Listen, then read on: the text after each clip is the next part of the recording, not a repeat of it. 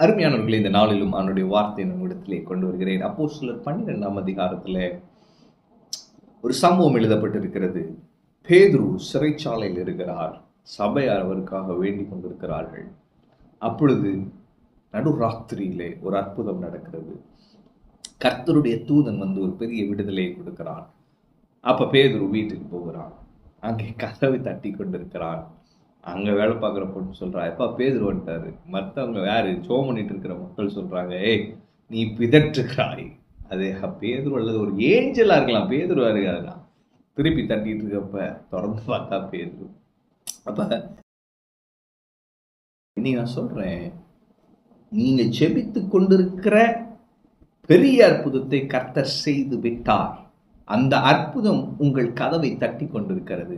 உங்க விசுவாச கண்களை வைத்து அந்த அற்புதத்தை உங்களால் பார்க்க முடியும். அந்த அற்புதத்தை உங்களால் பெற்று அனுபவிக்க முடியும். இங்கே இவர்கள் செபித்துக் கொண்டிருக்கிறார்கள். அற்புதம் நடந்து விட்டது. இங்க நீங்க செபித்துட்டு இருக்கீங்க, உங்க பிள்ளை மாறணும், உங்க பிள்ளை வாழ்க்கை மாறணும்னு. அங்க அற்புதம் நடந்துருச்சு இயேசுவின் நாமத்துல. ஆண்டவர் என்ன சொல்றாரு? அற்புதத்தை உங்க விசுவாச கண்களால் பார்த்து அந்த அற்புதத்தை பெற்றுக்கொள் என்று சொல்லுகிறார். இங்கே அதான் நடந்தது பாருங்க. 16 வசனம்.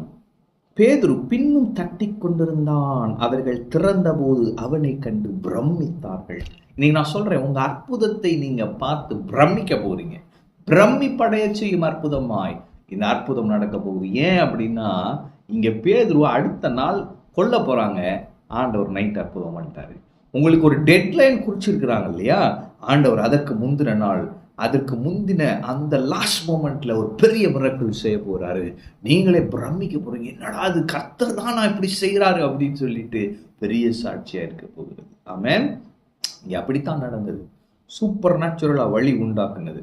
இப்ப இங்க பாத்தீங்கன்னா அங்க போட்டிருக்கோம், அவர்கள் 1ஆம் காவலையும் 2ஆம் காவலையும் கடந்து நகரத்திற்கு போகிற இரும்பு கதவண்டையிலே வந்தபோது அது தானாய் அவர்களுக்கு திறவுண்டது. அப்ப இன்னைக்கு நான் சொல்லுகிறேன், தானா ஆட்டோமேட்டிக்கா உங்களுக்கு வழி திறக்க போகிறது.